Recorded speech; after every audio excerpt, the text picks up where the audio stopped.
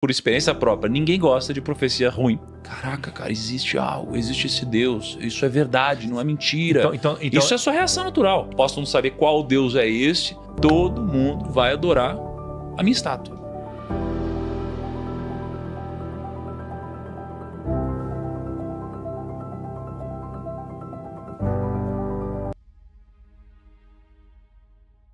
Cara, olha só, então, que coisa impressionante. Assim, ó, a gente abre esse grande parênteses, né? Super, ultra, blaster parênteses sobre essa visão impressionante que aconteceu. Sim. Só que é o seguinte, pra gente aconteceu. Pra Daniel Pro já tava no futuro. Nabucodonosor na hora, Ele não cara. tá entendendo nada. Imagina ele assim, ó. Sim, foi esse o sonho mesmo. Aí o cara falou O que significa? Aí o cara falou um monte de coisa. vai ter aqui um reinado que vai ser assim e tal. Aí tem uma pedra que solta do nada, que no pé, que acontece isso, que é outro reinado. Fala assim, cara, o que você tá falando, mano? Sabe o que eu acho que ele pensou? Caramba, o cara fala, basicamente o Daniel falou assim pra ele, ó, o seu legado vai ser ruim, aí depois vai ficar pior, aí vai ficar pior ainda, aí vai ficar um pouco pior, depois vai ser destruído. Tipo, Basicamente isso. Tem mais de você receber um negócio desse. A profecia é, cara, você vai sofrer muito, você tá lascado, vai dar muito problema, e depois vocês vão sofrer mais, vai dar problema, destruir, tudo vai pro saco. Não gostei, alguém chega pra matem, você, ó, fala assim, Thiago, essa empresa bilionária que você criou, a próxima geração não vai conseguir bater no bilhão, a próxima não vai conseguir nem nos milhões, e vixe, o seu tataraneto vai destruir. Vão vir outros CEOs de outra companhia que vão vai ser adquirir. pior ainda. É. Cara, então assim, ó, imagina na situação na hora, é porque a gente viu o futuro, aconteceu, mas Sim. pro cara lá, ele fala, meu Deus, o cara acertou o sonho, e assim, por experiência própria, ninguém gosta de profecia ruim. Essa é a realidade. Os profetas, eles dificilmente dão profecia ruim por aí. Só ficam, Deus vai te honrar, vai acontecer tal coisa e tal. Ninguém fala assim, cara, tá lascado, vai dar problema. Por Ninguém isso que eu fala. tenho medo de ouvir por causa disso. Só que tem Eu uma vejo um coisa, profeta... você sabe que a mente também é seletiva. A mente seletiva. A pessoa ouve o que quer. O Nabucodonosor ouviu, mas ficou tão empolgado que ele ouviu o que quer. Ouro, né? Aí no capítulo 3, você vai entender o que psicologicamente ele ouviu. É isso. Então assim, aí qual que é o ponto? É aqui que eu ia chegar. Cara, você concorda que você pega e fala, você desafia e fala, eu quero que você saiba, o meu sonho, que interprete meu sonho, é uma coisa impossível. Sim. Que, aliás, assim, um aprendizado desse capítulo aqui é, para coisas impossíveis, cara, Só você o Deus tem dos que impossíveis. orar. É Deus. Se é impossível, tem que lutar com Deus. Não adianta você querer falar, não, deixa eu pensar. É Deus. Aí, beleza. Então, imagina, acontece uma coisa impossível. E o que tem de acontecer quando acontece algo impossível? Imagina, você aqui, você não acredita em Deus, você acredita em outra coisa, acontece algo impossível na sua vida. O que deveria acontecer quando acontece algo impossível? Você vai acreditar o que isso aqui? É mentira? Não, pô. Se aconteceu algo impossível, algo que era improvável de acontecer.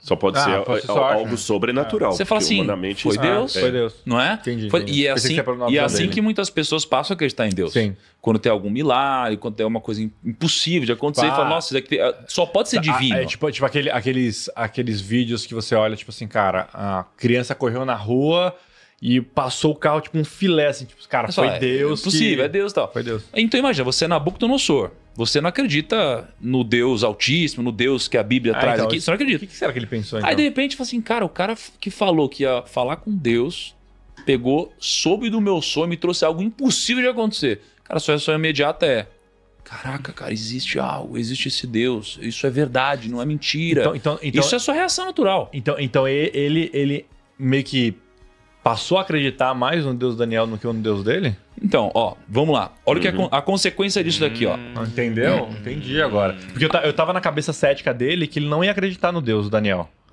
Então, é que acho que a história do capítulo 1 a 6 tem muito a ver com esse processo de Daniel sendo uma ferramenta para apresentar esse Deus Entendi. para Nabucodonosor. Então, acho que aqui é uma parte da equação, a gente vai contar outras partes. Mas o que acontece? Ele fica muito feliz, né? E ele acaba...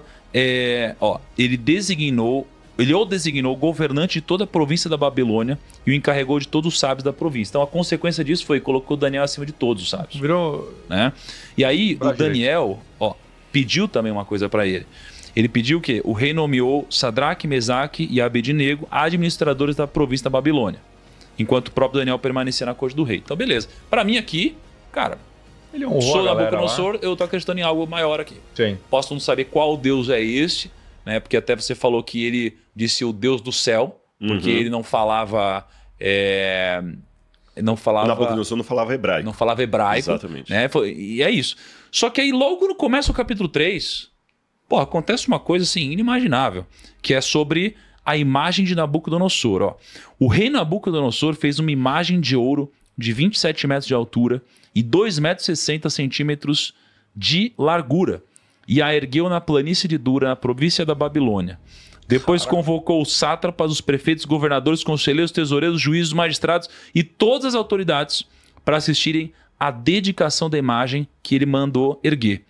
Assim, todos eles, né, os sátrapas, prefeitos, governadores, né, e todas as autoridades, eles se reuniram para a dedicação da imagem que ele mandou erguer e ficaram em pé diante dela. E aí ele pegou e fez um mandato. É o seguinte, todo mundo vai adorar a minha estátua. Todo mundo vai adorar a minha estátua. Então assim, o cara acabou de passar uma experiência que ele viu, cara, ali que existe um Deus. Né? E só que eu acho que talvez também muito por falta do estudo de base que talvez Daniel tenha tido, né? Ele, enfim, pegou e ergueu, né, essa estátua dele e pediu para adorar ele. Adorar ele, que é um mandamento sendo ferido muito claramente. Só que ele pediu para todo mundo adorar ele. Só que nesse momento, o que acontece? Toda vez que toca uma música, todo mundo tem que adorar ele. Só que imagina, se você tem como um grande mandamento você não adorar outros deuses, né? Você amar Deus acima de tudo, cara, você não deveria fazer isso. Uhum. E Daniel teve essa base, os amigos de Daniel tiveram essa base. E aí, no momento da adoração, eles não estavam adorando. E aí chegou uma hora que um desses aqui do rei, que provavelmente estavam muito enciumados, né, pelo que aconteceu com Daniel, porque sempre que alguém se levanta, alguém tem poder, essa pessoa gera inveja também nas outras, né? A inveja nasce na intimidade ali, inclusive daqueles que estavam na mesma posição e não foram erguidos, e que provavelmente estavam na posição de Daniel há muito mais tempo que Daniel. Sim. E que não cresceram como ele. E aí chegaram para Nabucodonosor e contou, falou, meu, tem uns caras, uns judeus, que os caras eles não estão adorando a sua estátua. E aí pegou e entregou para Nabucodonosor. E aí Nabucodonosor tinha instituído que quem não fizesse essa adoração, cara, ia para fornalha. Ia para fornalha e ia ser, cara, ia ser torturado e morto. Né? Só que aqui então acontece, né, uma série de coisas que aí eu tenho muitas perguntas para fazer pro Rodrigo aqui. Mas Rodrigo, conta pra gente o desfecho disso. Entregaram na mão de Nabucodonosor, né, os três, na verdade, amigos ali de Daniel, e eles de fato não estavam adorando a estátua porque eles mantiveram os princípios deles. O que acontece aqui? Conta pra gente que aí eu vou te fazer várias perguntas daqui a pouco. Bom, vamos lá. O Nabucodonosor, é difícil a gente imaginar o que passou na cabeça dele. A gente tem algumas hipóteses, né? Talvez, assim, Deus foi trabalhando com ele ali. É igual o faraó do Egito na época de José, de Moisés. Que Deus ia lá e mostrava, deixa meu povo ir. Mandava uma praga, vou deixar. Não vou mais não. Vou deixar. Porque às vezes tem gente né? Tem gente que é um processo, e tem gente que é um processo por causa da teimosia, mas Deus ainda vai até um limite. Deus não vai lutar com a pessoa por toda a eternidade. Sabe aquela pessoa que tem uma crença política de muito tempo? Aí você fala assim, mano, mas olha aqui, roubou. Aí a pessoa olha que roubou e fala assim, não. E não aceita os negócios assim? Sim. Tem um processo. Quando você tem uma crença muito instalada a vida inteira, é difícil a mesma mudar. coisa feita pelo outro se detonava, mas como é por um partidário seu, você pode pôr no quente. Exato. Você entendeu? A mesma coisa. Você vê a mesma coisa. Tá errado. Mas... Então Nabucodonosor ainda estava resistindo. E talvez uma hipótese que a gente tem é que quando ele ouviu que depois do ouro viria o reino da prata, ou seja, a Babilônia ia passar e vir o outro, que ele não sabia qual era, mas sabia que viria. Então ele falou, eu vou fazer uma imagem toda de ouro, que assim eu vou perpetuar o meu reino. Eu anulo os outros metais, através da superstição. E é interessante que no capítulo 3 Daniel não está. No capítulo 3 Daniel não está. A gente está levantando hipóteses aqui. Uma delas, provavelmente, o Nabucodonosor tirou o Daniel dali e mandou ele para um outro lugar, porque sabia que ele seria um obstáculo. Sabe me falou, o preparador físico? Você sabe que se ele te vir comendo a batatinha frita com churrasco, ele vai te encher o saco. Aí você pega e fala assim, olha, não precisa vir amanhã não. Que eu não quero que você me veja. Você entendeu? Sim. Você vai me ver, você vai me encher o saco. Então ele tirou o Daniel dali. Então ele tava numa visão que, tipo assim, cara, se o Daniel vê eu construindo tudo de ouro, ele vai falar assim, não era de ouro. Não era de ouro, não foi isso o rei. Então, sabe, eu não quero ouvir que eu tô errado. Entendi. Mas isso daí é uma hipótese, né? É uma hipótese, a gente não pode provar, né? Que a Bíblia não fala. A Bíblia só... Ele só não aparece, né? Só não aparece. É uma hipótese. É estranho, não aparece. É interessante que lá na... porque ele não foi pra fornalha também, né? Porque ele não deveria ser alguém que tava adorando. Não, o Daniel não ia ceder.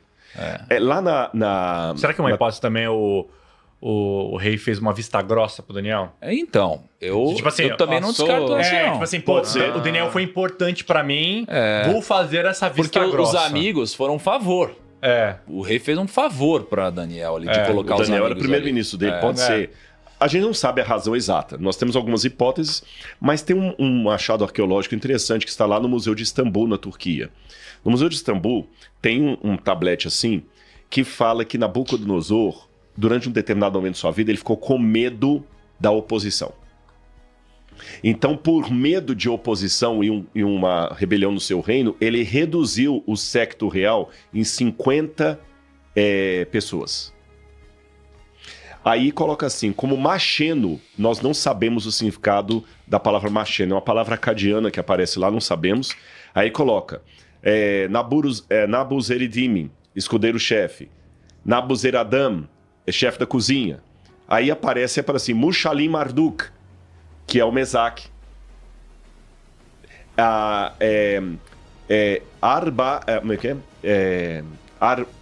Arbu Nebo, que é o Ebednego. Ardinabu, que é o Ebednego. São os 3 companheiros de Daniel, mas na língua babilônica. É como se eu falasse assim, ali estava o James, olha, o Tiago, só que eu tô falando em inglês. Você tá entendendo? Ali estava o Luke, você tá entendendo? Sim. Você tá falando o nome em outra língua. Então você tem o nome dos companheiros de Daniel na língua da Babilônia. E Belsazar não aparece. Nesse tablete não aparece. Então, de alguma maneira, isso aumenta a suspeita que o Daniel não estava na capital.